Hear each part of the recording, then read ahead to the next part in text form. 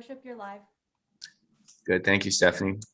All right, Council, it's 5 p.m. and I'm going to call the meeting to order for July 19, 2021. And I'll start off with our land acknowledgement. For more than 15,000 years, the First Nations walked upon and cared for the lands we now call home. Anishinaabe, Haudenosaunee, and Ojibwe, and many others who cared for their families and communities the way we now seek to care for ours. The town of Collingwood acknowledges the Lake Simcoe and Ottawasaga Treaty of 1818 and respects all of the nation-to-nation agreements that have formed relationships with the original inhabitants of Turtle Island.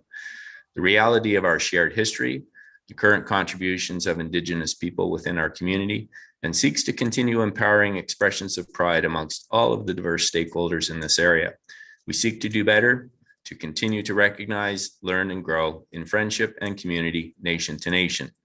And I will look for a motion to adopt the agenda, and the agenda reads that the content of the council agenda for July 19, 2021 be adopted as amended. And we've added an in-camera item, 16.1, protection of confidentiality.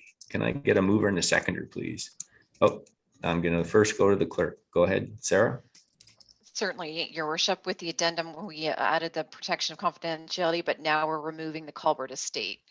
Okay. As well. So we're actually treading water. We're adding one and removing another. Correct. And with that said, I'll look for a mover and a seconder, please. Councillor Berman and Councillor Madigan, all in favor? That is carried unanimously. Thank you. Declarations of pecuniary interest. Are there any declarations today, Council? Go ahead, Councillor Madigan.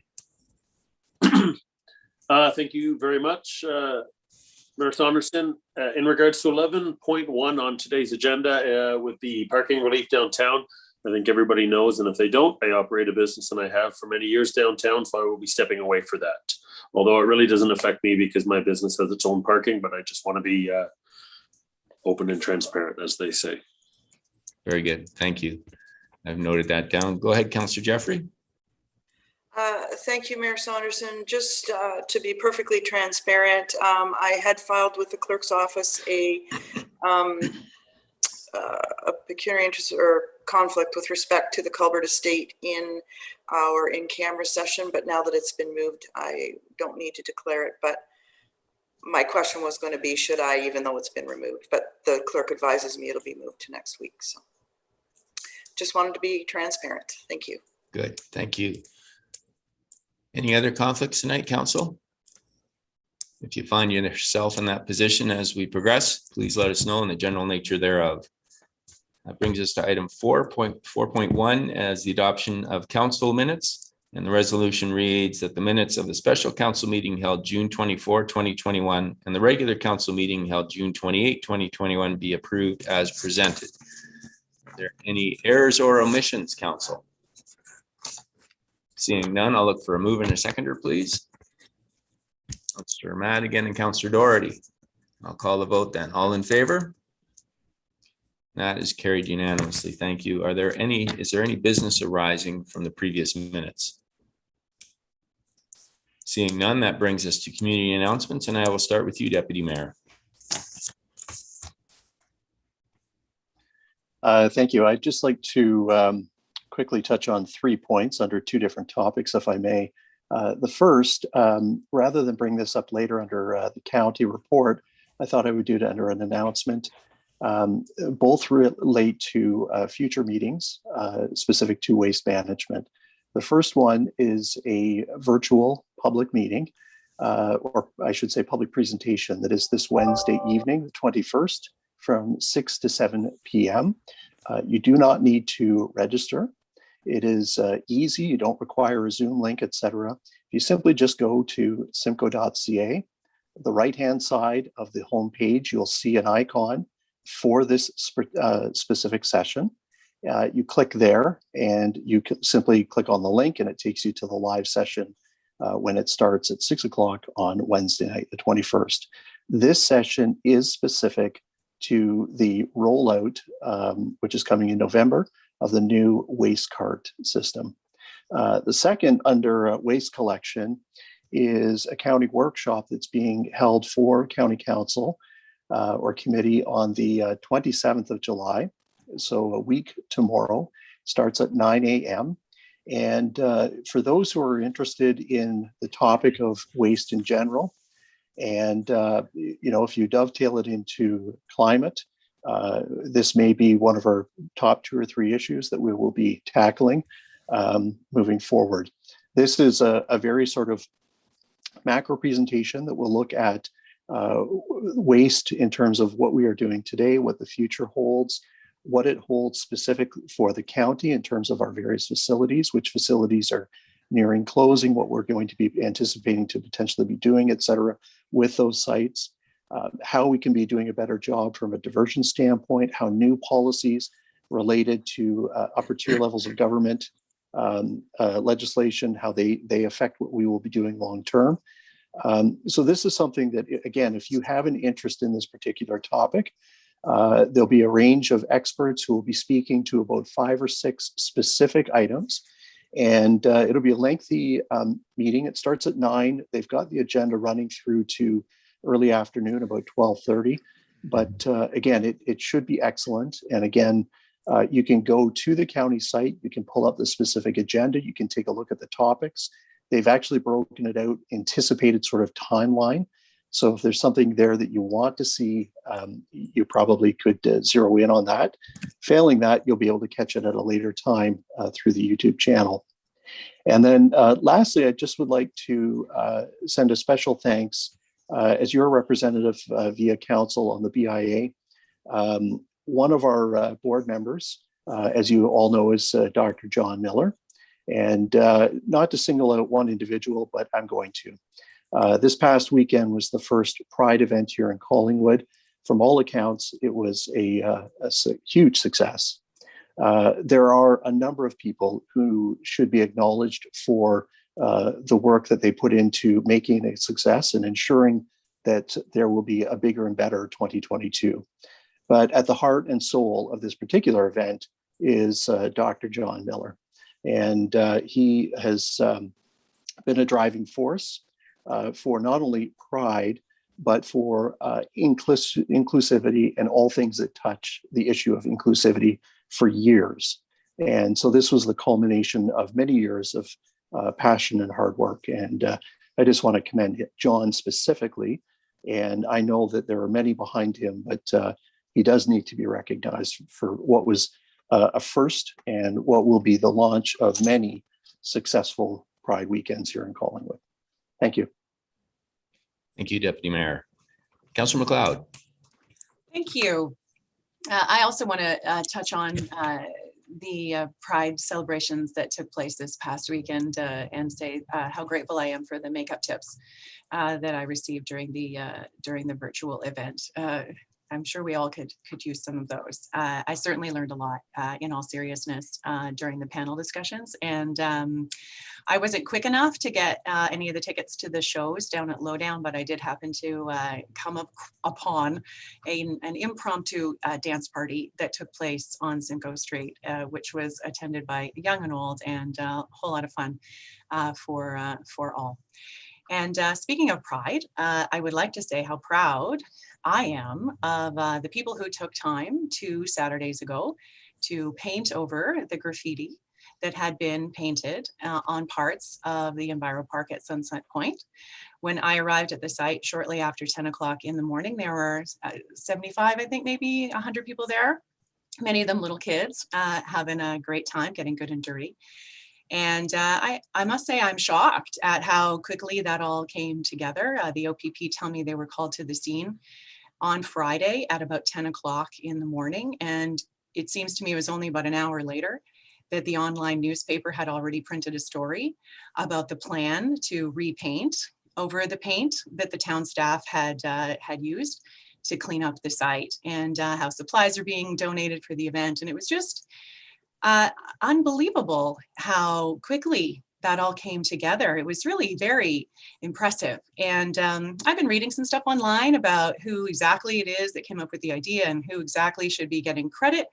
But I think the credit really goes to the people who didn't hesitate to come together and turn a really disappointing situation into a really positive one.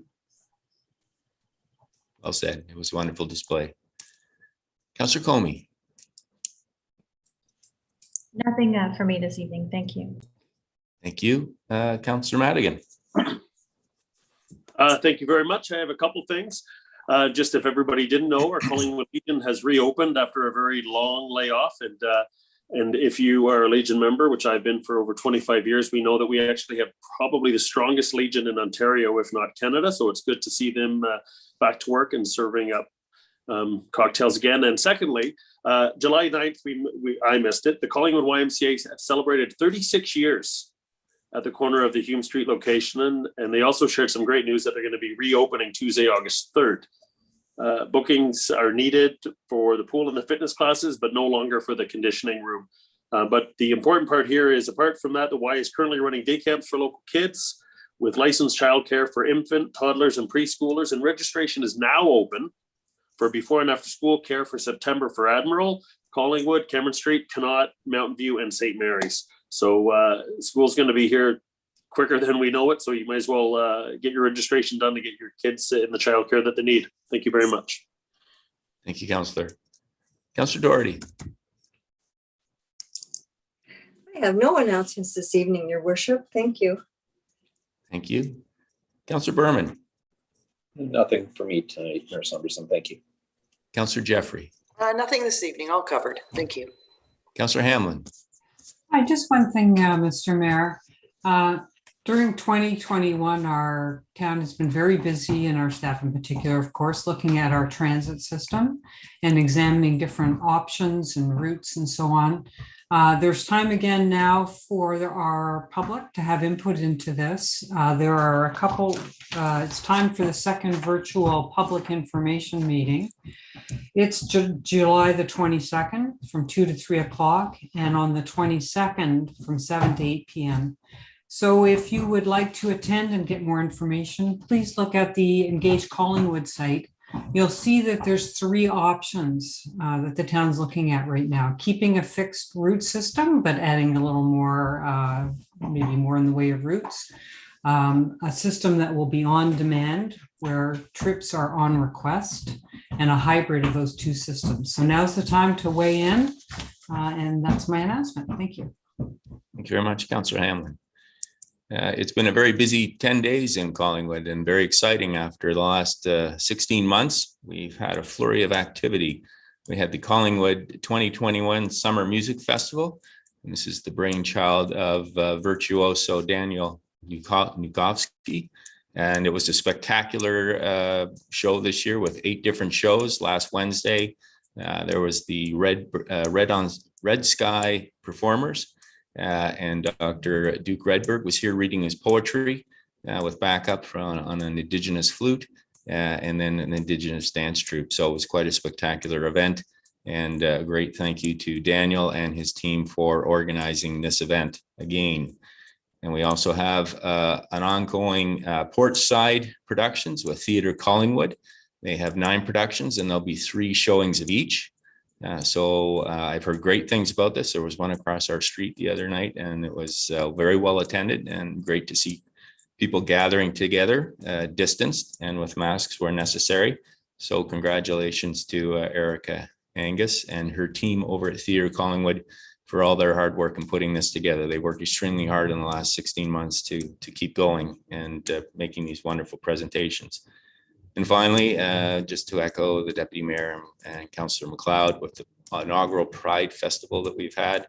It was very well attended. The virtual performances and sessions were extremely informative, and it was inclusion on all fronts. And so it was really magnificent. And we had the flag raising and a ribbon cutting for the crosswalk on Friday, and a real congratulations and shout out to Dr. John Miller and Andrew Siegward and their team. Those 2 are the co-founders of the Rainbow Club of South Georgian Bay, and are giving sensitivity training for BIA members and their team for this just incredible production. So this will be the first of many, I know, and it was wonderful to see people in town. I honed up my skills using iPhones and other phones to take people's pictures in front of the Collingwood sign with all the rainbow colors. So it was wonderful, and it was great to see people in town. It attracted a lot of people to town for the weekend. So that was marvelous. And with that, that brings us to item 6.1, for our interim control bylaw updates. And now I'll pass it on to CAO Skinner. Go ahead, Sonia, please. Thank you, Your Worship. I believe that there is a normal presentation with a few updates here. Thank you. So next slide, please. So per this resolution, we do at least one update every week or so, almost every week. And we have in this presentation all of the items that are noted. I did get a comment today that the building permit statistics that we've been including once a month were quite helpful. So we have been planning to do those updates at the end of each month, after the end of each month, but going forward, we'll keep them in all month, but just update them once a month.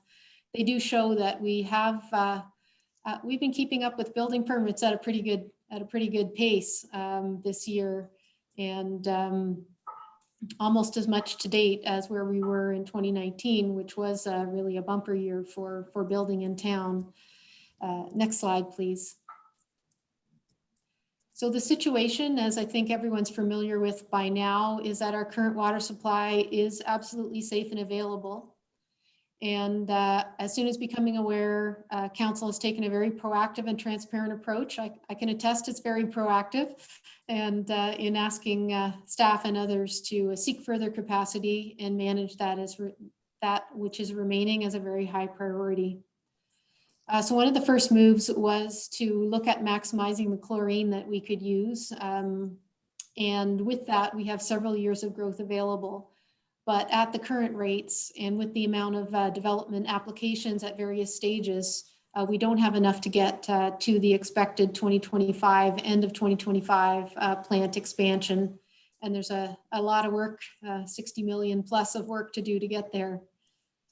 So we've used an interim control bylaw to temporarily and transparently pause most development so we can grow as a complete community. And that started with a land use policy study, which I'll talk about, accelerating construction of the new plant and some interim solutions to get us more water sooner, as well as seeking water from other municipalities. And please be assured that work that doesn't use more water, such as most residential renovations and additions, can continue. So if you're looking to put on a deck or maybe expand your living room, please talk to the building department about what you would need other than the normal building permit, if anything, for that type of work. Next slide, please.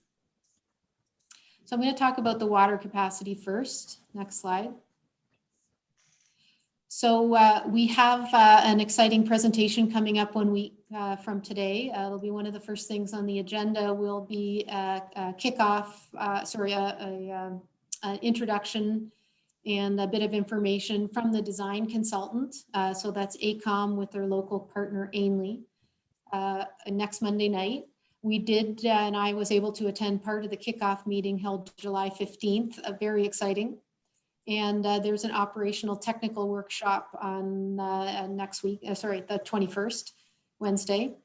And the first task is per the direction of council to look at the disinfection upgrades at the current water treatment plant to see if we can address the winter capacity limitations sooner, so sooner than 2025. We're finalizing the award of the third-party review of our chlorine calculations. And that's just coming through now. I do note that there was a letter from some our deeply appreciated local consulting firms, engineering consulting firms. And one of the notes in that letter was some analysis that one of their members had done about whether with simply chlorine, we would be able to equalize the summer and winter calculations. So we do want to finalize that we need to finalize that analysis through our third-party review.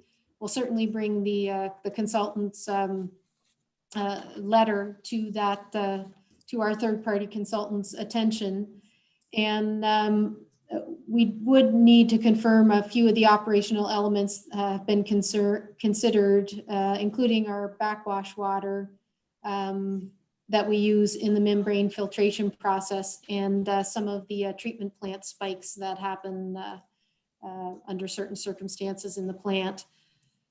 So that's an important piece of work that the local engineers have underlined as important as well. So we have appreciation for them. Slide 5, next slide, please, slide 6. We have been doing a lot of work on the water supply agreement with New Tecumseh.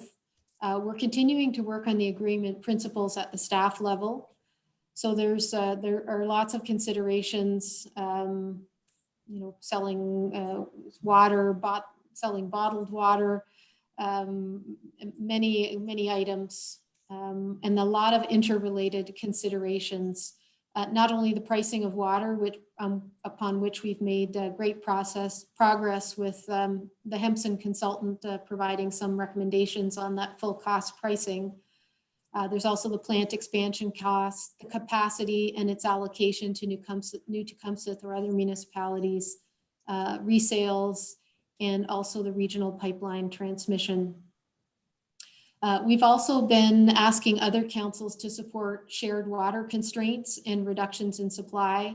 And this is an ongoing conversation, but one that we need to have, and we need to have on a priority basis with our other partner municipalities around how we collectively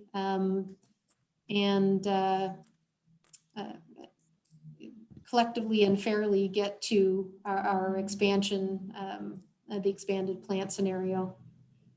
Next slide, please. There's also a regional pipeline I mentioned briefly that's involved in the conversation that runs from Collingwood down to Alliston, which is in New Tecumseh. There's a nonprofit entity called the NTIS that holds ownership. And water sales from this pipeline, there's an 81.5% interest to NTIS, and Collingwood has the remaining interest in those sales. And we have also been undertaking, it hasn't happened yet, there's a meeting coming up in the next day or two at the staff level with Simcoe County and New Tecumseh to talk about the water and wastewater service review that came out of the county. It was part of the broader set of service delivery reviews that Mayor Saunderson's involved in the task force that's leading those pieces. And we're looking at the opportunity for increased water sales to other county municipalities along this pipeline when they would need that water, and how that could be managed under the agreement we're negotiating right now, or potentially other future agreements. Next slide, please. So the drinking water treatment plant expansion, this is the same as last week. We've awarded the engineering design, and they're starting to dash toward completing the preliminary design. And we continue as a priority working out the discussions with New Tecumseh, Town of Blue Mountains, and around supply. And also we're setting up a meeting with Ministry of Environment, Conservation and Parks to make sure that they're in the loop as well. Next slide. So the remaining water supply numbers are the same as last week's update. Should council approve any further exemptions tonight, you'll see an updated slide next week. However, we have been able to add the other measurement, which is the MDD, or cubic meters per day. So not only now do you see the numbers in single development units, but actually in the cubic meters per day of water. So as of the 16th of July, we are sitting at 863 single development units that could still be built with the existing water, or in meters cubed per day, 781. Next slide, please. So now we're going to get into the land use planning policy study. Next slide. So we thought we'd have some more dates for you today, but we're still in some negotiation around the steps and how fast things can be done. We're pushing for as speedy a study as we can. So this is the same as you saw last week, where we're just getting into carrying out the study with the consultant on board. Next slide. So since the last update, you now have the proposed exemptions report on the agenda this evening. We have great appreciation for the development community who've participated with us in making the applications. And we do think that we've done everything that we can do to make sure that developments continue to proceed through the process during this interim control bylaw. So we did evaluate all the proposed exemptions, and 316 single development units worth of water have been recommended for exemptions tonight. And any development, whether they received an exemption or not, can proceed through planning approvals up to their next decision point for council. So I would encourage anyone who is doing their studies, or perhaps working on a site plan approval or zoning bylaw update, that they can continue to work on those. And I also want to highlight that the exemption process is only to get us through the study period. So at the outside, we're hoping that the study period will be 1 year, preferably less. And that after that time, and pending council approval of the recommendations, water would then be allocated according to the findings of the study. So any remaining water, or water that might become available through some of those options that I mentioned earlier, would then be managed according to the findings of the study. We do think that the 315 or 16 is a reasonable amount of building to go forward during an ICBL. And we've only put out recommendations on projects that are ready to be built. And there was also some comments in our the engineer's letter to council that's in the consent agenda tonight about allocating more water earlier. We do believe this is a reasonable amount, and that we are not recommending that council approve the allocation before the additional capacity is confirmed. Although we do recognize, it is a valid opinion to have. One option that's mentioned in the April staff report was the allocation of some of the factor of safety once the water treatment expansion is underway. And we do think that the items in the letter have been covered by the options, the activities that we do have underway right now. Next slide, please. Oh, and that's it. Thank you for your patience during the long update tonight. There's a lot underway on the waterfront. Thank you, CAO Skinner. Council, are there any questions or comments on the presentation we received? Go ahead, Councillor Jeffrey. Thank you, Mayor Saunderson. So just to confirm, kind of in layman's terms, council looked at the list of all of the exemption requests, and what staff recommended was anyone who was building permit ready or close within the parameters of what we required to being ready were successful in the exemption, but it doesn't discontinue the planning processes that our staff are doing, and those developers can get closer to a building permit and water allocation. So the exemption list that we're going to consider this evening isn't going to stop the process of people being able to get closer to a water allocation. To the interim Let's director. make sure that's accurate. Yeah, I'll get the confirmation. Interim Director Glenn, please. Through you, Mr. Mayor, to Councillor Jeffrey, that is correct. These are, I'll say, building permit ready or imminent ready for development. The remaining exemptions on the list, as well as other development applications that we have received in the planning department, will continue through the planning review process to the point getting ready for council's decision, but no council decision would be rendered until after the conclusion of the interim control bylaw or the planning study and its implementation. Follow up, Councillor Jeffrey? No, that's great. Thank you. Okay, thank you. Councillor McLeod.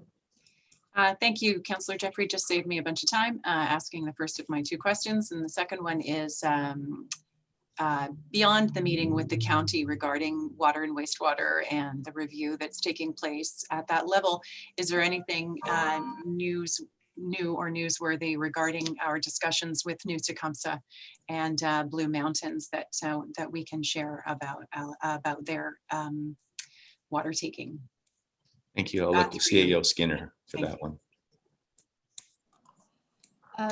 Thank you, Your Worship, and through you to Councillor McLeod. I think we've been in active discussions with them, and I think those will be continuing. So we'll need to look at their interim responses and see how council would like to respond back as far as moving forward with constriction or restriction of water supply or not. But it is an active conversation and an active negotiation that I think is a good one, a positive one. Hello, Councillor. Thank you. I also had a question regarding the letters from the engineering companies that are included in our consent agenda, but I believe it's been addressed by what the CIO had to say. So I'm cool. Thanks. Good. Thank you. Council, any other questions or comments? Seeing none, then we'll move on to item 7, which is deputations. And we have one tonight, 7.1, Wyldewood Creek Development Site Plan Application. And we have David Hirsh, President of Brandy Lane Corporation, and Colin Travis of Travis and Associates. Clerk Almas, can you bring them in, please? Certainly, Your Worship, they should be joining us now. On to item.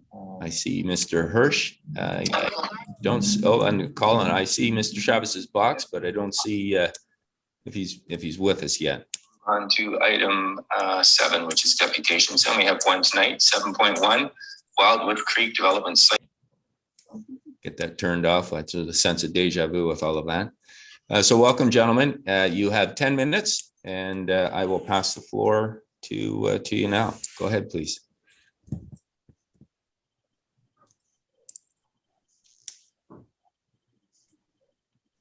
Mr. Hirsh, you're still on mute, sir. This yet. On to item 7, which is deputations. So we have one tonight, 7.1, Wyldewood Creek Development Site. Get that turned off. That's a sense of deja vu with all of that. So welcome, gentlemen. You have 10 minutes, and I will pass the floor to you now. Go ahead, please. Thank you very much, Your Worship, Mayor Saunderson, and honorable members of council. First off, Mr. Hirsh, you're still on mute, sir. I am not actually.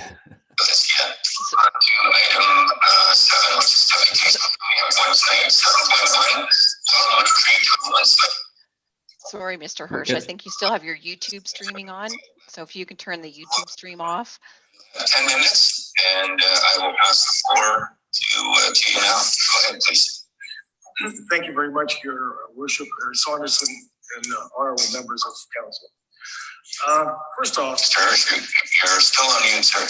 I am not. This is not.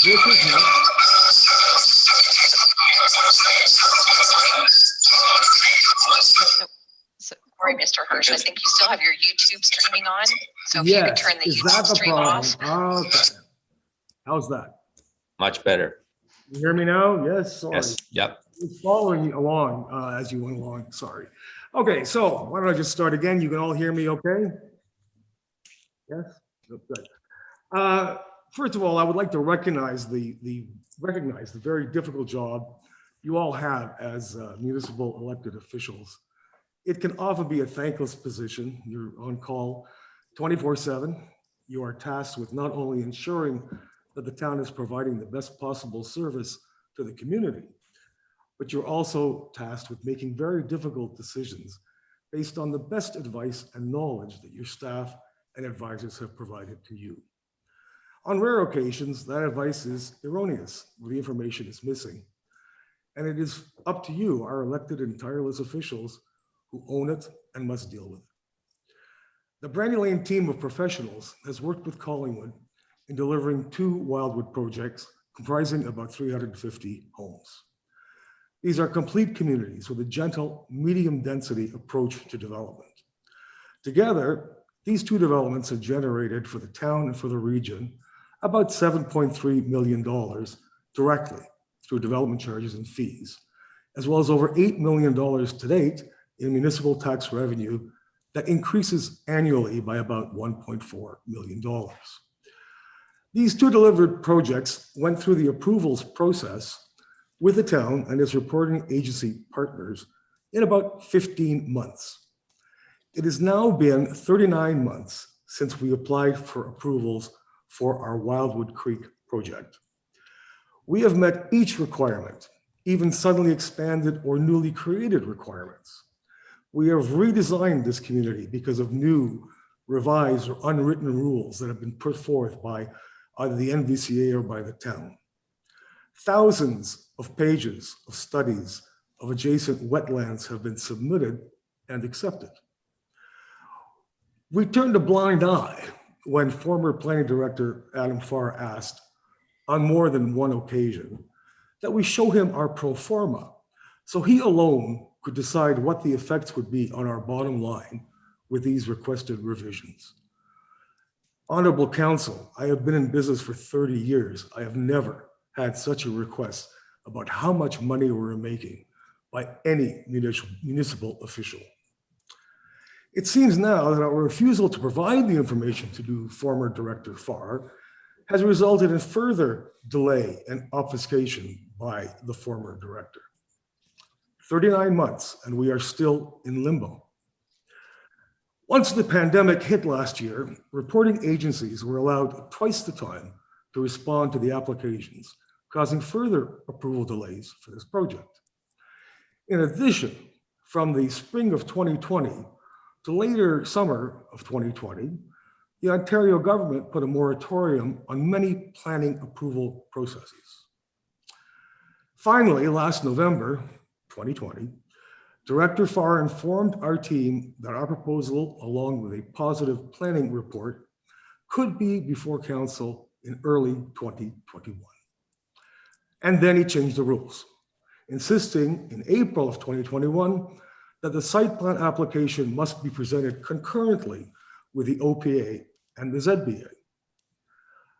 My team of professionals expedited the supporting materials, pardon me, and complied with the town's new rule with a second site plan submission in April of 2021. To the best of my knowledge, we are only waiting for 3 comments or sign-offs from the town, from its peer reviewer, and from the NVCA. I'm certain these are minor comments, as we have been working very closely with them, and we have complied with every request that has been made of our company. My counsel is also with us this evening, in the background somewhere, should you have any technical questions about the project. We have now been informed that a compilation of all of the OPA and ZBA material, including the February NVCA approval, which was unfortunately you were not aware of at the last meeting that I attended, these materials that were required for presentation to you as town council and consequent approval, we presume, had been sitting on Director Farr's desk since February of 2021. Why wasn't this project advanced at that time? I would avoid all of this ICBL business and go along with my business. At no time were we informed that there could be a problem with water allocation. Never. We started getting worried when the project was not on the agenda for town council in March or April, for that matter. Numerous requests were made for a meeting with the town, particularly Farr, to ascertain what the problem may be. Instead, Director Farr seemed to be leveraging our meeting request by asking for our assistance in resolving a garbage management problem between Wyldewood Cove, our most recent development, and the adjacent community. Why the director of planning would be involved in this garbage dispute escapes me. Did he already know what he was planning and recommending, this questionable and ill-founded ICBL? By all accounts, Wyldewood Creek should have been well underway last year, possibly the year before. The town and the region would have received by now about $5 million in development charges and fees, and we would be well on its way, to increasing its tax base by some $750,000 annually. We would not be in a position to question the viability of the project and leaving hundreds of people wondering when or if it will be built. Wyldewood Creek would not be facing millions in losses. And we are still 39 months in, and we are still in limbo. We're asking you that you consider what has really been going on. We are asking that you exempt Wyldewood Creek from this ICBL. We are asking the town not to spend tens of thousands of dollars defending its lack of decision and bad faith dealing, as well as facing a needless OLT hearing and potential litigation on this project. Your Worship, Mayor Saunderson and honorable members of council, this is one of those rare occasions where maybe you didn't receive all of the correct information. I'm hoping you will deal with it positively and appropriately by granting the exemption.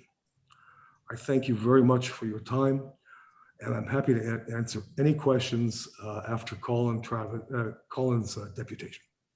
Thank you. Thank you. Mr. Travis, you have 2.5 minutes. Oh, thank you, Mr. Mayor, and good evening to you and members of council. I was going to ask you how much time you had left on your stopwatch.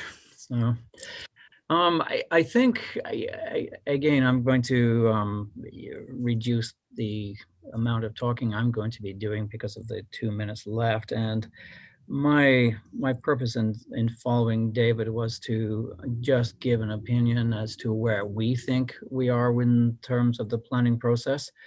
And at the outset, and again, is to stress how much we do appreciate the amount of effort and time that town planner Lindsay has put into this file. And I think there are some things that are probably beyond Lindsay's control that are affecting some of the processes that have been going through. We have an excellent working relationship, and I can assure council that we'll maintain that excellent working relationship with planning staff.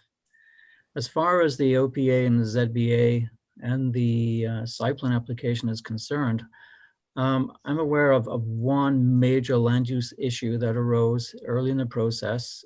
It came about through the response from NVCA to our first submission. And that response back in 2019 resulted in a request from our team to have a major team meeting, project meeting with NVCA, the CAO and his senior staff, along with our staff and team, and with the owners. And I think Councilor McLeod, you may remember attending that one back in May 9 at the site at Georgian Bay at that time. And to be quite frank, NVCA did not agree with our conclusions and our proposals. And we spent the last year going back and forth with NVCA on providing additional studies and materials. And that has resulted in the February the 5th letter from NVCA that whereby they have advised the town that they support the OPA and the ZBA. We are in second circulation with regards to the site plan. And as David mentioned, we're awaiting comments from NVCA on the site plan application. So from a broader, apart from the ICBL and all of that is going on with the ICBL, I'm not aware of a major land use issue with this. I think anything that does crop up may be minor with regards to the actual site plan itself, but certainly not with regards to the OPA and ZBA. We have one minor thing to address with Simcoe County, and that deals, Mr. Mayor, with the actual drafting of the schedules that accompany the OPA and the ZBA. And that is literally a matter of drafting. From a policy point of view, nothing was raised by Simcoe. So in summary, I think I can safely say that from our point of view, we've addressed the major land use issues, again, apart from what falls out from ICBL. And that design and servicing matters are a question of obtaining and responding to those second submission comments through the site plan approval process. I guess what remains now is how the town can proceed to finalize the processes that we started back in 2018 and 2019. And with that, Mr. Mayor, again, thank you and members of council for your time this evening. Really appreciate it. Mr. Travis, and thank you, Mr. Hirsh. Councilor, any questions or comments on what we've heard? Councilor Hanlon, then Councilor Doherty. Thank you, Mr. Mayor. Through you to our Director of Planning. I know that we have a lot of development applications in the queue that developers have been working for years to bring their projects forward, and it's, you know, so unfortunate we're in this position. But we've had a number of exemptions come forward. There was a deadline for applications, and I know that's on the agenda tonight. So I had understood, and this is my question, I had understood that all of the projects that are before us for consideration for exemption have their official plan designation, are zoned, and have their site plan, and that they are essentially ready to go. Am I right in thinking that? Director Glenn? Through you, Mr. Worship, to Councillor Hamlin. Just one point of clarification. There are 4 projects that are on the exemption list that are recommended that still require site plan approval, but they're in the final stages of recommending site plan approval, and the staff reports are imminent towards council. The rest of the applications do have the official plan in place and the zoning bylaw in place. And the one clarification with regards to the process is that in this case, the official plan amendment, we still have to remember, has to have approval from the county.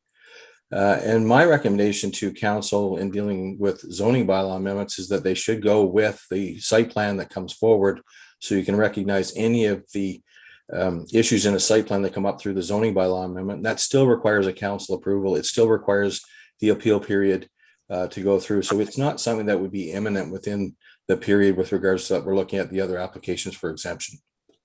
Thank you for that clarification. That's all, Mr. Mayor. Thank you. Thank you. Councillor Doherty. Thank you, Worship. My question was along similar lines, and I have my answer now from the Acting Director of Planning. Thank you. Thank you. Any other questions, Council? Seeing none, thank you very much for your deputation tonight, gentlemen. Thank you. And this brings us to item 8, the consent agenda. And the motion reads as follows: the council herein receive the general consent agenda, and further that the information and opinions provided in the general consent agenda items are those of the authors and are not verified or approved as being correct. And we have 5 items tonight. 8.1 proclamation, Fiat Simcoe Pride 2021, Lindsay, Lyall, Railway Legacy. Item 8.3 NVCA letter re-amendments to the Conservation Authorities Act. 8.4 Ontario Ombudsman letter re-ombudsman investigation, and 8.5 Dan Hurley and Chris Crozier comments re CAO 2021-10 ICBL exemption report. Now I'll first look for a motion to adopt the consent agenda, and then I'll ask for items to be pulled. So moved by Deputy Mayor and seconded by Councillor Hamlin. All in favor? Thank you. That's carried unanimously. Are there items to be pulled tonight, Council? Deputy Mayor, and then Councillor Jeffrey and Councillor Hamlin. I think you had your hand up. All right, go ahead, Deputy Mayor. I'd like to pull 8.2 for potential direction. Okay, thank you. Councillor Jeffrey? 8.2. 8.2, all right. And Councillor Hamlin? Mine's the same. Looks like I might not even have to say anything. Thank you. All right. Any other items, Council? Seeing none, we'll go to 8.2, and I'll start with you, Deputy Mayor. I'll be very brief. I think that the author of the letter is bang on in his observations, and having had an opportunity to walk both the public and the private areas, I would concur with what he has written. So I guess I'm looking for some assistance in terms of who best to refer, and then I would be looking for support from council to maybe have a report come back, whether it be through our active transportation committee, whether it be through public works, I'm not sure, but who's ever best suited to come back with maybe an update, or not an update, but a report to the findings, and maybe potential methods to mitigate and resolve the issues. Thank you for that. I know that we've sold in the last term sections of the rail line to the county. So there may be two levels of government here between ourselves and the county. But I see that Dean Culver, Director Culver's joined us, and I'll turn it over to you, Dean. Thank you, Your Worship. So through the media article, we became aware of this concern of rail ties, and we have reached out to Simcoe County, given that they're doing an environmental assessment surrounding the rails to trail project that they have under consideration. And so we're trying to see if we can piggyback on that to understand what the costs and implications are. Our plan was to come before council prior to budget because we know it's a costly measure to remove these rails and ties. So the plan was to come back to council prior to budget and put something in front of you for consideration in the 2022 budget. Thank you. Deputy Mayor, follow up. Yes. Does that include then the two specific sections on the eastern portion of the old line that are now private lands? Director Culver. Through your worship, we would not be investigating private lands per se. We'd be investigating town-owned properties. I'm not sure what authority we'd have over private lands. Go ahead, Deputy Mayor. So I'm gonna make the following comment based on the following assumption. And the following assumption is I'm going to give the benefit of doubt to the two landowners that they're not aware of the issue. Call that whatever you want. But the one in particular, it is quite clear that the tracks were abandoned, pulled apart, and then the materials were just left behind. But they were left behind in such a way that it's, you know, they weren't piled in areas that for future use, et cetera. I mean, they were just discarded, for lack of a better word. The one area in particular, and I didn't realize, to be honest, until I actually did the research, I didn't realize that the one section was actually in private land, private ownership. I knew that the other one was because the gate cuts off the track, and that's the ethanol plant I'm referring to. But the other property, I thought actually was a town right of way. I didn't realize that that had been, or that it was in private hands. And by walking that property, I would suggest that that is part of the areas that were on the south end of the lands that were clear cut a number of years ago to the east of the Hyundai dealership. And I remember when that property was clear cut, there were a number of issues raised with regards to the sensitive wetlands at the back of the property. And I would, in ignorance, suggest that those wetlands cross over and are part of that other property where the rails are still in place. And so perhaps maybe it's not a town authority, but I would suggest that maybe it falls under the Ministry of Environment, but somebody should have a look at that. Thank you. Thank you, Deputy Mayor. Councillor Jeffrey. Thank you, Mayor Saunderson. It's been articulated well. Nothing to add. No, thank you. Councillor Hamlin. Yes, I just really have a comment that I had some understanding that it may not apply here, that there was an obligation on the owners of railways when they shut down tracks to remove the material that's left behind. So I just want to leave that for Director Culver's consideration when he's looking at all this. Thank you. All right, thank you. This brings us to item 9, reports and minutes of other committees and boards. And the resolution reads that the minutes of the following boards be hereby received and recommendations contained therein be approved. And 9.1, Collingwood Public Library Board minutes of June 24, 2021. Get that moved by Councillor Berman and seconded by Councillor Madigan.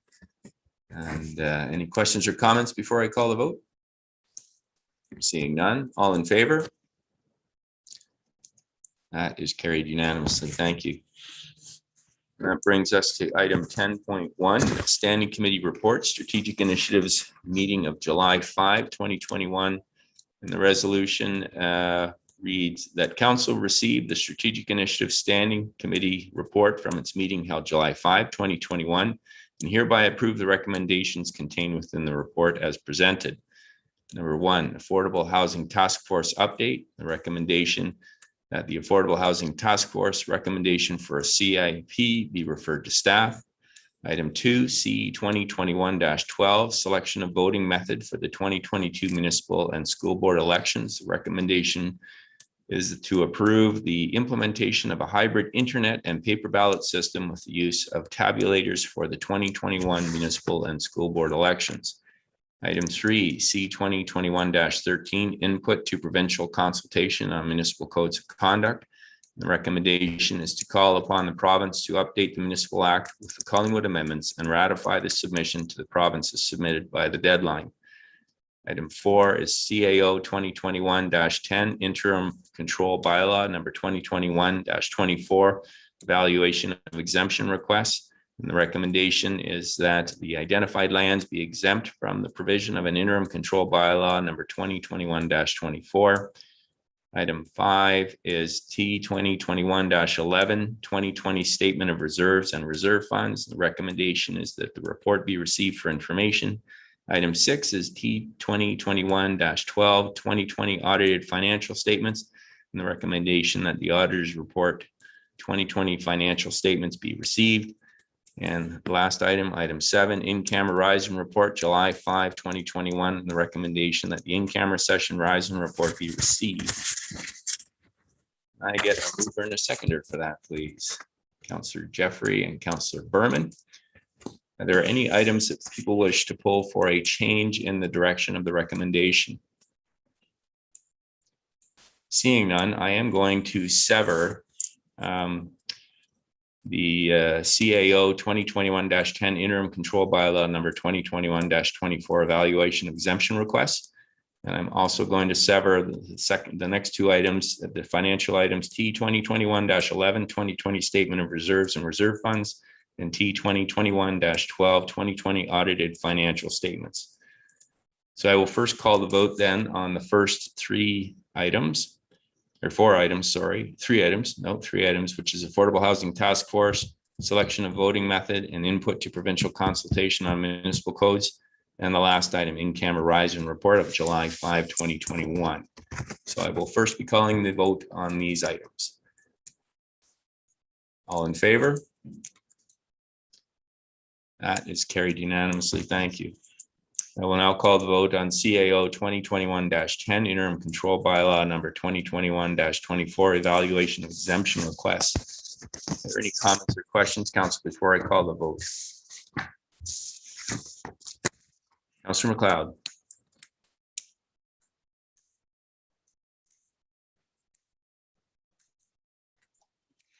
Thank you. I'd just like to offer my thanks to Public Works Director Slama for answering the question that I had regarding the development on Hume Street from our SIC. She has satisfied my concerns. Good, thank you. Any other comments or questions, Council? Before I call the vote, I do have a comment. And when on April 26th, when we dealt with this issue, we had many deputations from solicitors for various developers telling us that this would cease development in our community and have a chilling effect for development in general. And I just want to draw attention, CAO Skinner mentioned this earlier with the comparison of the building permits on a month-by-month basis for 2019, 2020, and 2021. And up to June 30 of this year, we have issued 385 building permits. In 2019, we had issued 490, and in 2020, we had issued 264. In 2019 and 2020 were the high marks of our development over the last 5 years. So we're right in the middle of those numbers. And speaking with the Interim Director Glenn today, we have 316 SDUs that we are approving tonight. And that translates probably into about 380 building permits. And in 2019, for the last 6 months of the year, we issued 420 permits. And in 2020, for the last 6 months of the year, we issued 437. This puts us maybe 50 to 75 building permits less that we will be implementing tonight. And so that shows us that we are right in the middle of 2019 and 2020, which were our benchmark years. So we have a big challenge in front of us with our water capacity, but I want it very clear for our public that we have not ceased or frozen development in our community, and that development is ongoing, and there will be continuing development while the ICBL is in place. And when we lift the ICBL, we will have our water allocation framework in place if that's what the land use study supports. And we will then have our framework for moving forward for a complete community in issuing building permits from now until the new plant comes online in 2025. So I think what we've seen with the hard work of staff and this council is that since April 26, we have worked very hard to make sure that we are accommodating development that is feasible and responsible and fits in with our community as we move forward. So with that being said, I'm going to call the vote. All in favor? And that is passed unanimously. Thank you. And the final two items are the statement of reserves and reserve funds and the audited financial statements. Councillor, are there any questions or comments before I call the vote? Seeing none, I have a few, and I want to just point out that based on these two reports and our audited financial statements, which are an important milestone every year, that we have shown that Collingwood is in a very robust financial position. And during the audited financial presentation, Sue Bragg, our auditor, pointed out a number of benchmarks that compare us to the provincial average, as well as the advised amounts. And so if we look at the cash and short-term investments as a percentage of our operating expenses, Collingwood is at 179%. The provincial average is 24.6%, and low risk is considered 10%. So we are far and away ahead of that metric. Another metric that Ms. Bragg brought to our attention is percentage of net debt compared to our own source revenues. And we in Collingwood are at 63%. The provincial average is 28%, and low risk is considered minus 50%. So again, we are well above the benchmarks. The final metric that Greg brought to our attention that I'd like to point out is reserves as a percentage of our operating expenses. Collingwood is at 113%. The provincial average is 75%, and low risk is considered 20%. So again, we're well ahead on that. And so I think these are all encouraging signs for Collingwood. And we have, I think, passed responsible budgets over the last 2 years. Last year was a 0% increase to accommodate what's happening with the COVID crisis. And before that was, I think, around 1%, well below the average, I think, inflation, as well as the county average. So I think we have a strong financial record, and we look forward to continuing that as we move forward. I don't know, Treasurer Quinlan, you've popped up, and I don't know if you have any comments you'd like to add. Sorry, we can't. You're not on mute, but we can't hear you.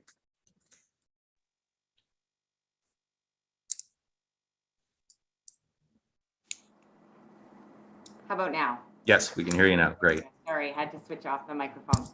I think you said a lot there. Thank you, Your Worship. I don't really have anything else to add. I was just lighting up in case anybody had questions. So thank you.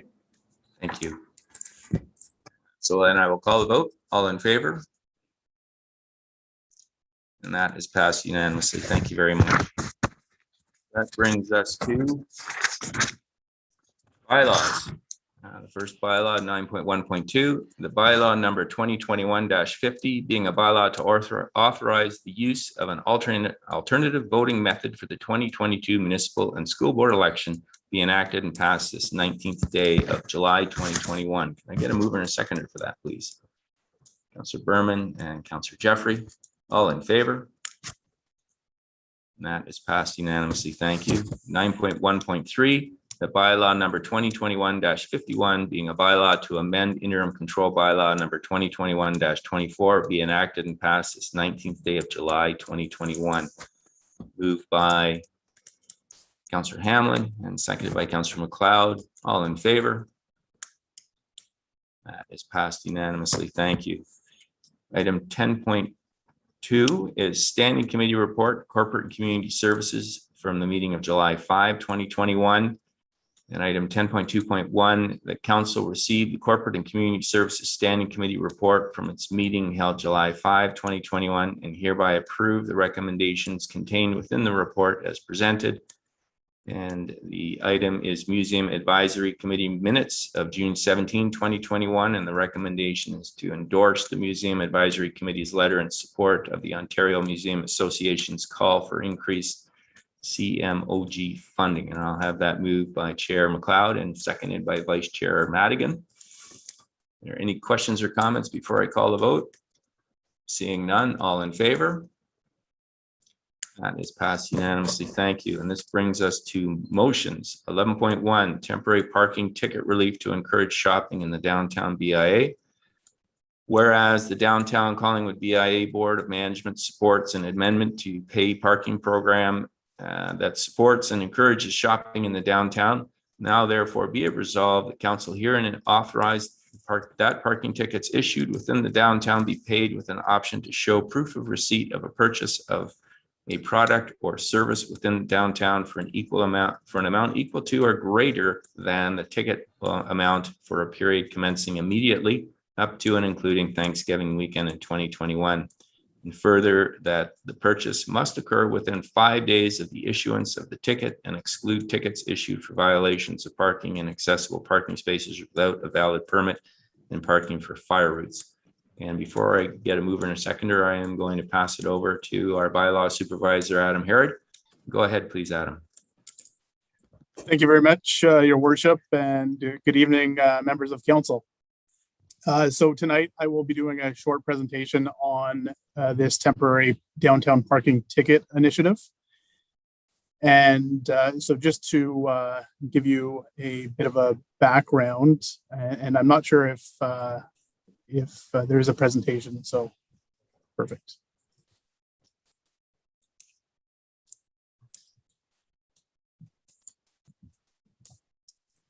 So just to give you a bit of a background, this idea emerged as a result of several requests to suspend paid parking in the downtown. Town staff met with the BIA at their last meeting, and it was made clear that the BIA was not supportive of the suspension of paid parking in the downtown for various reasons, one of which misuse of paid parking, or sorry, free parking. So people would take up the spaces and not move, and right now because of patios, we really have limited parking. So we want to make sure that people are using the spaces and moving along when they, if they need to park long-term, they're using the appropriate facilities. So per the work of the COVID Recovery Task Force led by Foster Williams, and with the hard work of the community volunteers, we want to continue to support local businesses and at the same time ensure that parking rules are being followed. So next slide, please. So a slogan that we've kind of come up with, or the seasonal staff have come up with, if you've received a parking infraction, give a downtown business a transaction. So that's what we kind of want to support with this initiative. Next slide, please. So there are some guidelines in regards to this initiative. So the purchase must be made from a downtown business. It must be made within, the purchase must be made within 5 days of receiving the ticket. The purchase amount must be an amount equal to or greater than the set fine. The ticket cancellation option may only be used once. And it does not include tickets outside of the BIA or those relating to safety matters. It will be expected that people send in a copy of their receipt showing proof of purchase, and that can be emailed to parking@collingwood.ca within 10 days of receiving the ticket. This initiative will be launched immediately and run until Thanksgiving. Next slide, please. So as a result of this initiative, there is a chance that there will be a bit of a financial impact, but I think it is something that is worth pursuing. So just to give you some background, average number of tickets that were issued between 2017 and 2020 within that period, August 1st to October 1st, is about 791 tickets for the downtown area. So that equates to approximately $23,730. It's not expected that every single parking ticket that is issued in the downtown somebody will choose that option to show proof of receipt. So we are expecting between $5,000 to $10,000 loss in revenue for parking. But again, this is a great initiative, and it has been pursued in other municipalities. The city of Barrie did a similar initiative, and the town of Wasaga Beach also did a similar initiative. And both were really well received. So that is essentially it for the initiative. Any questions? Thank you, Bylaw Supervisor Herod. Council, any questions or comments on the presentation? Deputy Mayor, and then Councillor Hamlin. Thank you. I just would like to thank Adam Herod, apologies, for attending last Thursday's BIA meeting at 7:30 in the morning and providing an update to the board. And not only answering questions specific to this, but to other parking issues that we will be taking a look at moving forward. The one comment that I just wanted to make, and it's an observational comment, is that there was reference to that we have a parking issue, and I would agree that we have a parking issue as it relates to Hurontario Street and in close proximity to some of the expanded patios, which have been a huge success. But we don't have a parking issue. The parking lot on St. Marie Street at the north end, the one in behind the Eddie Bush, remain available for parking, particularly on the weekends.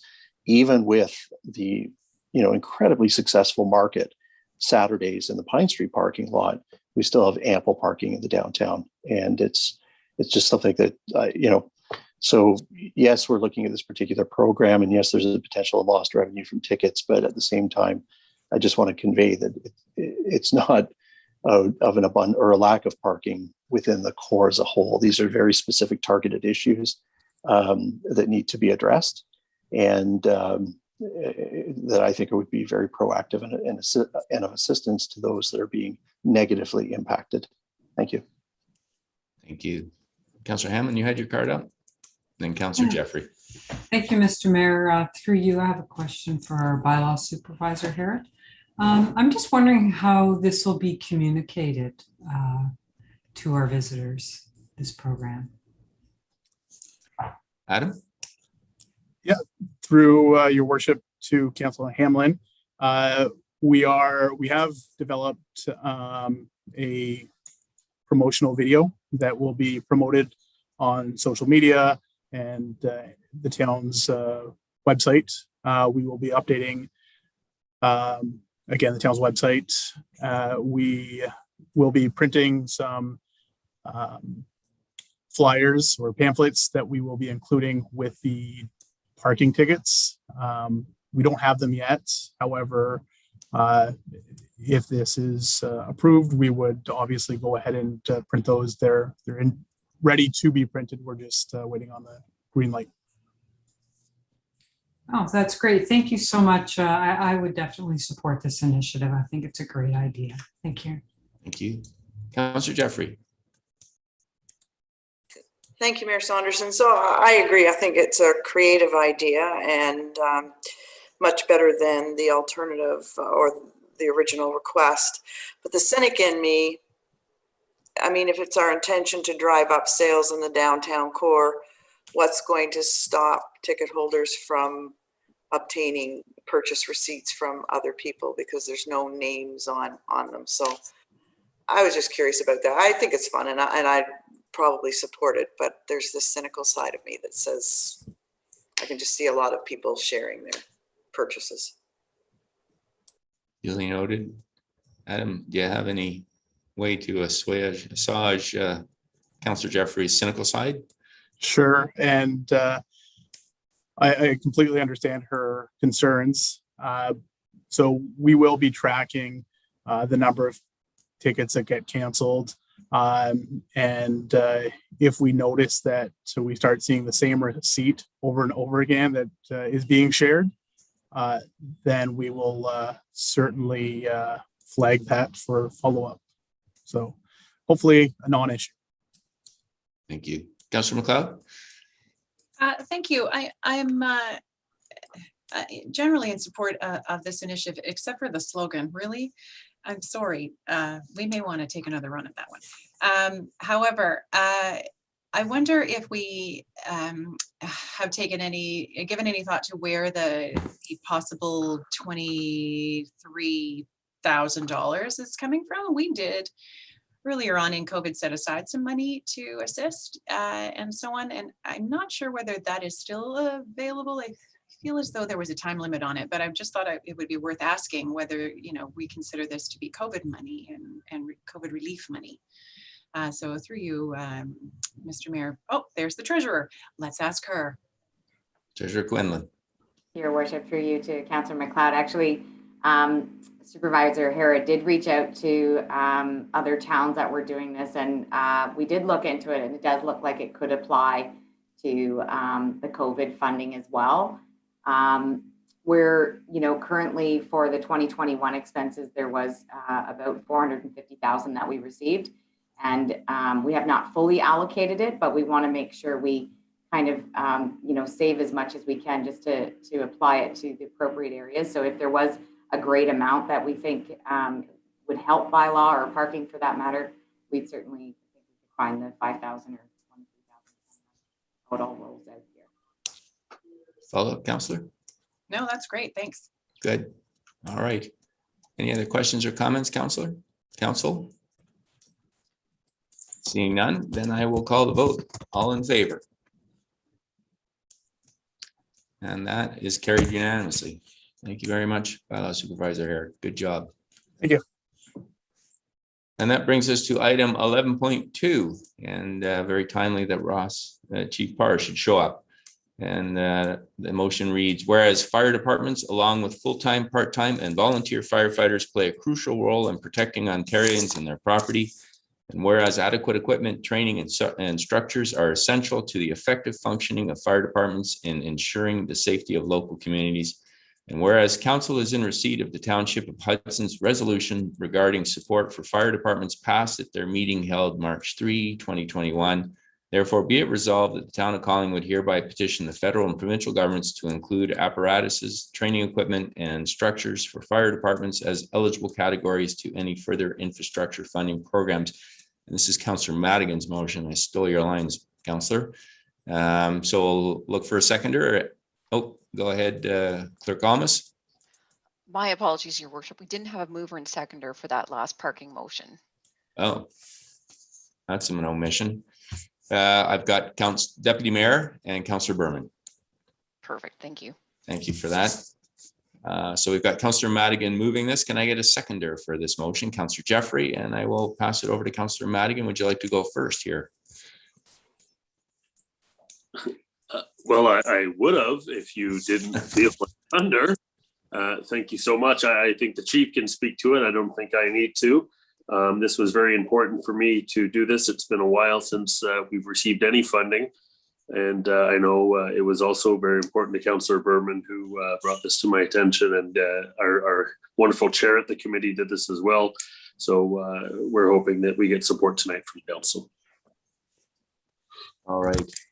Chief Parr, is there anything you'd like to say on this motion? Thank you, Your Worship. Yeah, this is, it's exciting in a way. We haven't received funding since 2010. and that was federal money through JEP programming. And that's how at the old fire station, we were able to update our radios and put a backup generator in. Going forward, we did just receive a little funding this year from the province, and that was to kind of modernize how we were going to reach the public for fire safety. But going forward, apparatuses, we all know the price of apparatus has gone skyrocketed. That's a fire truck, an aerial truck, or anything is up by at least 25%. So any funding the municipality could receive towards that would be appreciated, plus any other money we can obtain for training. Since the Ontario Fire College closed almost 2 months ago, it's a stress on all departments, especially Collingwood, trying to figure out and come up with inventive ways to be able to make sure our staff are fully trained in the manner that council would expect. So I really thank Councillor Madigan and all the committee, Councillor McLeod and the rest of the committee for putting that forward for us on our behalf. Thank you, Chief. Council, any other questions or comments? Councillor Jeffrey. Thank you, Mayor Saunderson. I was just having a little bit of deja vu when I read this motion, but the chief may have just solved it for me, because I'm sure we've done a motion like this before requesting, but maybe it was specific last time to the GST or gas tax funding. Or is it something? I thought that council had at one point petitioned for these apparatuses and training equipment and structures to be included in funding going forward. I was just curious. So look to staff. Can anyone confirm or deny that's the case, Chief? Through you, Your Worship. Yeah, I think there was a letter come out. There has been multiple letters come out and received, but we never did support or promote this kind of activity going forward. So I think this is the first time that we've actually physically asked to pass a motion to support kind of funding that we're looking for. Okay. Good. Thank you. Any other questions or comments, council? Seeing none, I'm going to call the vote then. All in favor? And that is passed unanimously. Thank you, Mr. Madigan. And that brings us to item 12, bylaws. 12.1, the bylaw number 2021-52, being a bylaw to appoint a municipal law enforcement officer, Mitchell M. Stadnick, be enacted and passed this 19th day of July 2021. Mover and a seconder, please. Councillor Doherty and Councillor Berman. Questions or comments, council? Seeing none, I'll call the vote. All in favor? That is passed unanimously. Thank you. Notices of motion. Are there any notices of motion tonight, council? County report. Deputy Mayor, any county report tonight? You did cover stuff in your announcements. I don't have anything specific, but happy to answer questions. All right. Any questions, council, for the Deputy Mayor on county business? Okay. And that brings us then to item 15, 15.1, older deferred business. Is there any older deferred business tonight? Seeing none. 15.2, other business. Is there any other business tonight? I've got Deputy Mayor and then Councillor Doherty. Go ahead, Deputy Mayor. Thank you. It's a brief comment with a lens to potentially bringing a notice of motion forward next week to then be circulated for discussion in the fall, I guess. And without contradicting myself, based on my comments I just made a few minutes ago regarding parking, these comments are with a lens to the future. We've had a couple of parking studies done in the past that deal specifically with a tiered parking garage. And I think that if we look at the way moving forward, even if somebody was to suggest that by 2035, we would all be driving electric vehicles, those vehicles still need a place to park.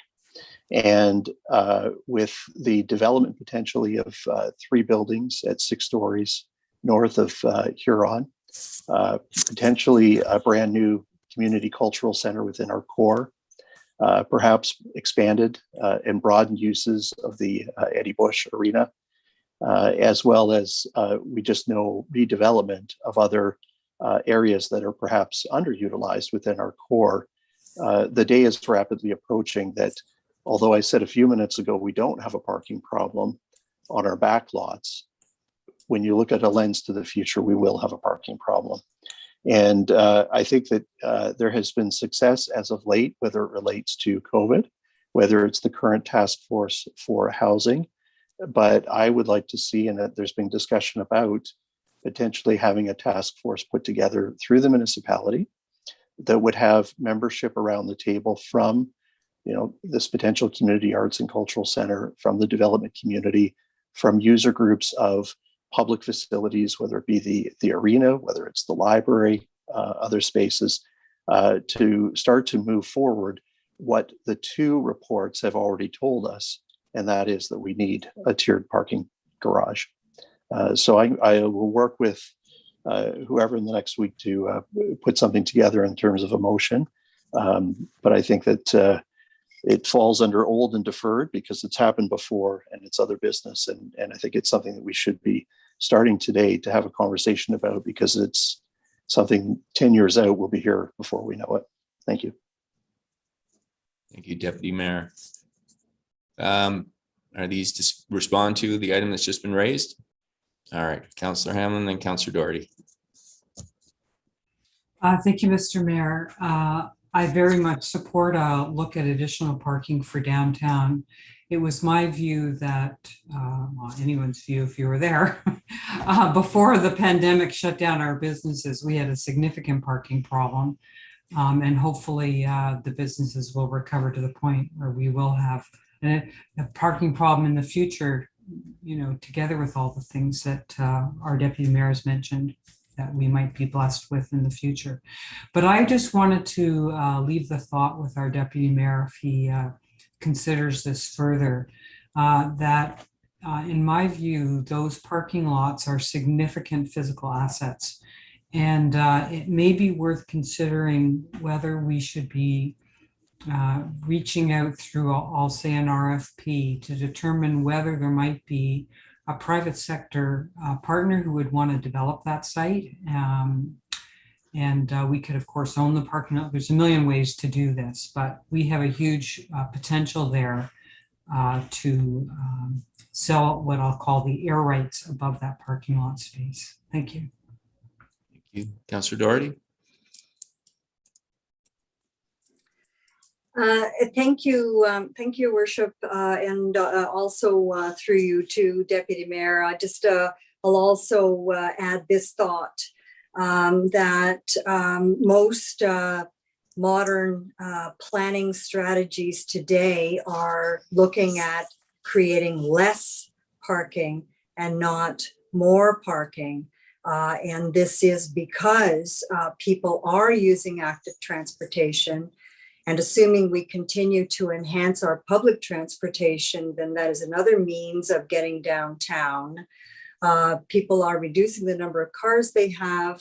We have the issue. We have the rising drive share industry as well. So, not to say necessarily that we don't need additional parking, but it's like anything else. If you build it, they will come. If you reduce it, they will figure out another way to come. So just sort of plant that seed. Thank you. Thank you.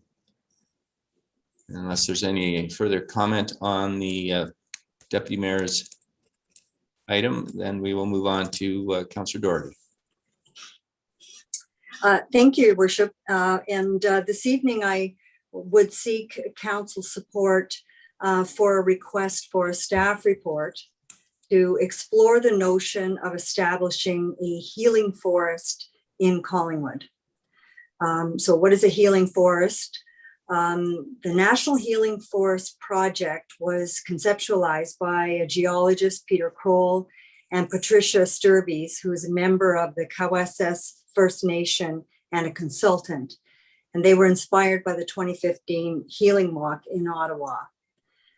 The National Healing Forest Initiative is an invitation to Indigenous and non-Indigenous communities, institutions, and individuals to create green spaces across Canada to honor our Indigenous predecessors, and in keeping with the Truth and Reconciliation Report, to remember residential school victims and survivors, as well as murdered and missing Indigenous women.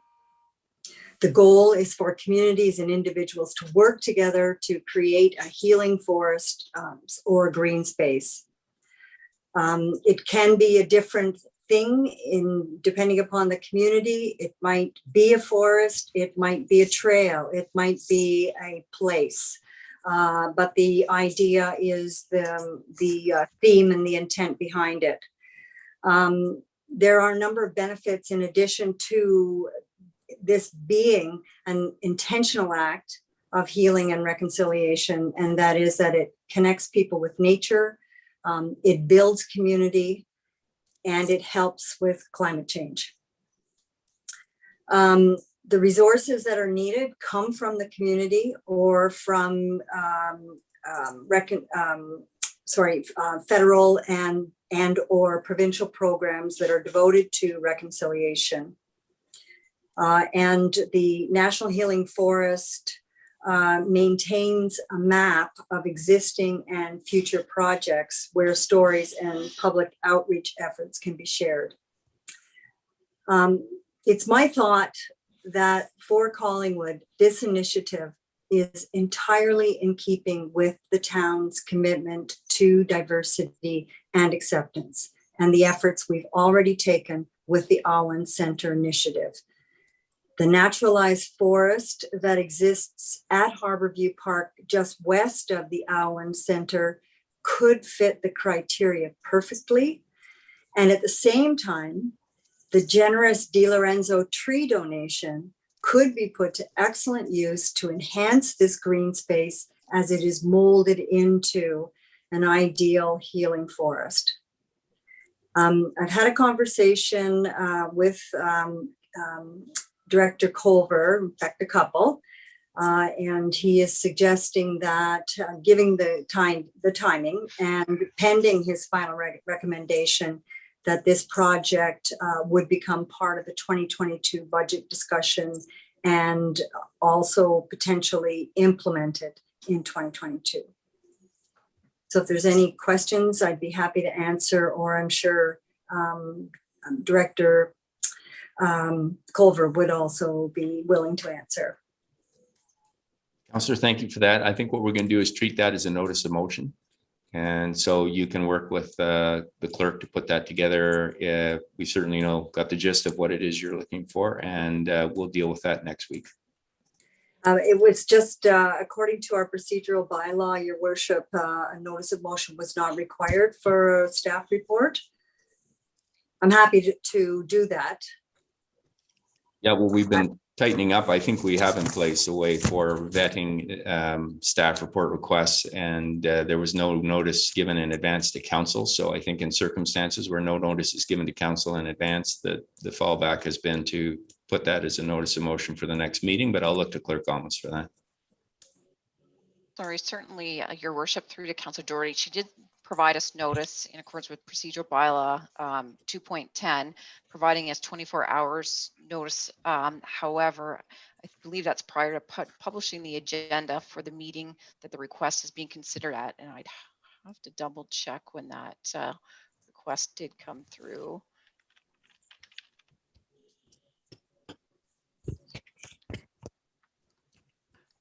And sorry, I believe it came through on Thursday or Friday, but I can definitely work with Councillor Doherty and we can ensure that it's included as a motion with notice being provided this evening.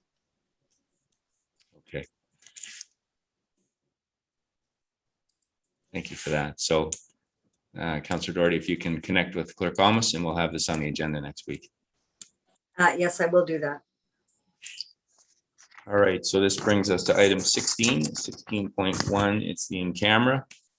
Whereas the clerk hereby concurs the reasons for the in-camera session have been duly reviewed and considered, and the matters are authorized under the exception provisions to conduct a closed session in accordance with the Municipal Act prior to proceeding into closed session. Therefore, be it resolved, this council proceeds in camera in order to address a matter pertaining to item A has been removed. agenda. So litigation or potential litigation, including matters before administrative tribunals affecting the town or a local board. That's item B. The receiving of advice that is necessary to solicit client privilege, including communications necessary for that purpose. That's item B. And for the purpose of educating or training the members. That's item C. And the items for discussion, A was the Culbert Estate, which has been deferred. B is BLGC, Collingwood Judicial Inquiry estimates, and C is protection of confidentiality. I get a mover and a seconder for that, please. Councillor Berman and Councillor Madigan. Any questions or comments, Council? Go ahead, Councillor McLeod. Just as a point of clarification, ought we to include in the list of reasons for going in camera discussion pertaining to an identifiable individual? I'm not sure that's necessary, but I'll look to Clerk Thomas. Certainly, Worship. And for what item is that referring to, B or C? B. I believe the two provisions that we have there will cover the discussions. Thank you. Just want to be sure we're doing everything above board and by the book. Okay. And with that, any other questions or comments, Council? Seeing none, I will call the vote then. All in favor? That is passed unanimously. And so it's now 28 minutes to 7. So let's meet at 18 minutes, no, 12 minutes to 7. Doing the math backwards. Hopefully I got that right. We'll have a 10-minute break. And so we will reconvene in camera. And my understanding, Clerk Thomas, is that we are logging out of this and going in by a separate connection. Your Worship, I think we're remaining in this link today. Okay. All right. Stephanie, can you confirm? I thought Chris had sent around a separate link. Yes, no, you're correct, Sarah. You're staying here and I'll cut the live stream. Perfect. Good. All right then. So we'll see everyone in 10 minutes.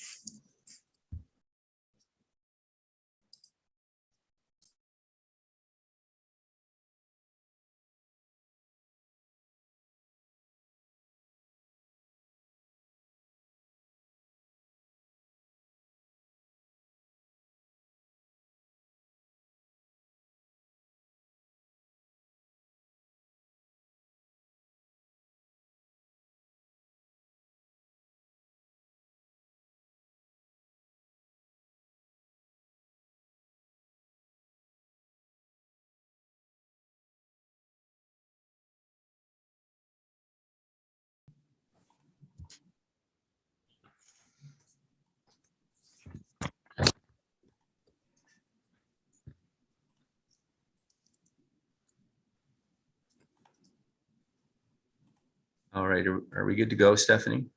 Yes, you're live, Your Worship.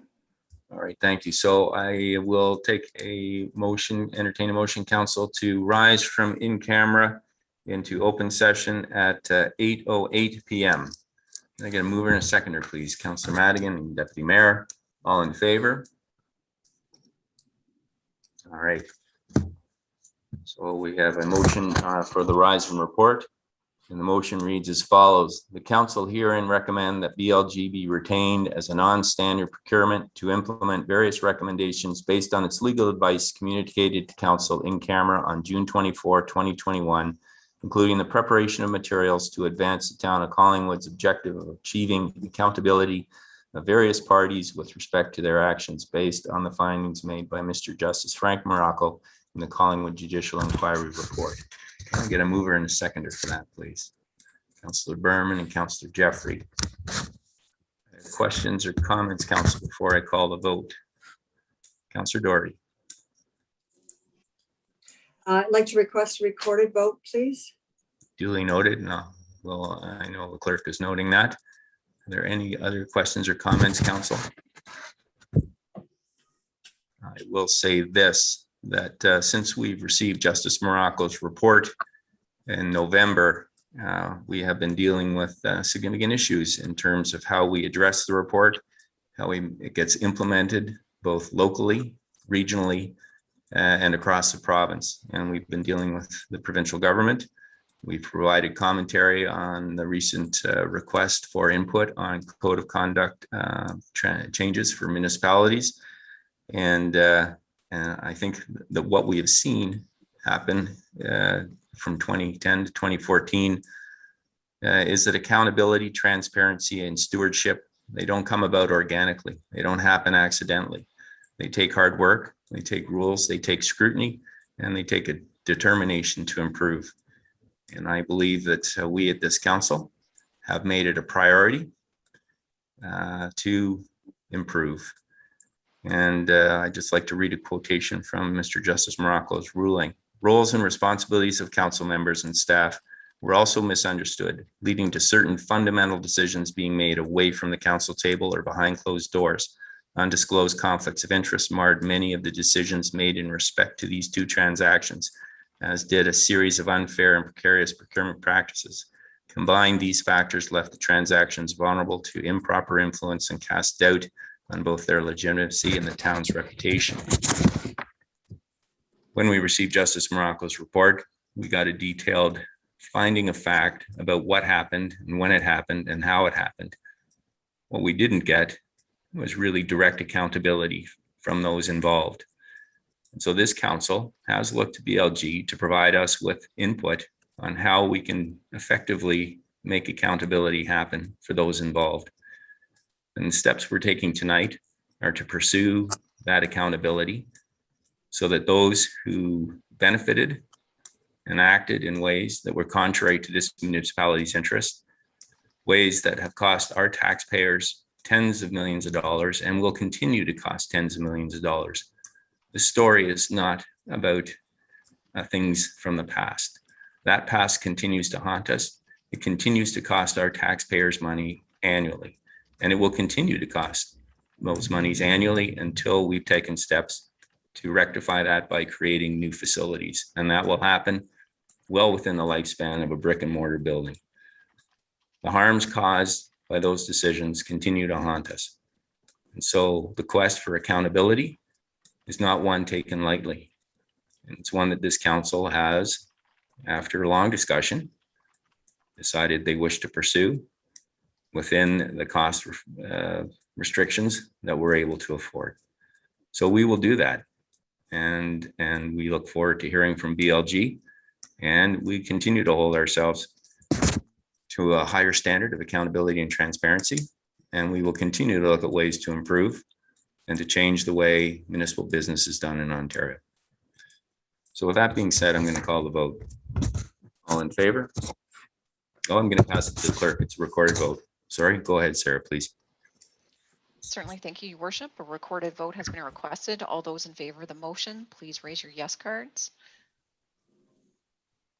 Thank you. And all those opposed, please raise your no cards. Thank you. Motion is carried. All right. So we look for the confirmatory bylaw. And the resolution reads, bylaw number 2021-53 being a bylaw to confirm the proceedings of the regular meeting of council held July 19, 2021, be enacted and passed this 19th day of July, 2021. Can I get a mover and a seconder, please? Deputy Mayor and Councillor Hamlin, and I will call the vote. All in favor? Thank you. And I will now look for a motion to adjourn. Thank you very much, Councillor Jeffrey. All in favor? It's been a busy night, everyone. Thank you for your time and your commitment. Good night.